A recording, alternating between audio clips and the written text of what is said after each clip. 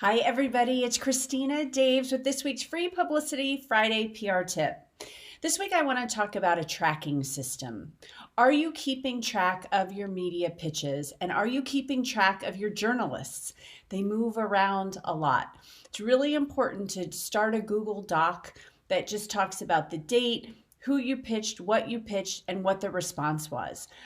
Because you can follow up on this. If you're having seasonal type pitches, how can you tweak it next year? If you got a response to pitch a competitor, or if you didn't get a response, how can you tweak it to make it work for you this time? So I strongly encourage to start that Google Doc with date, journalist name, contact information, and then do the quarterly Google search to see where those journalists are. Make sure they're still where you think they are. So that is this week's PR tip.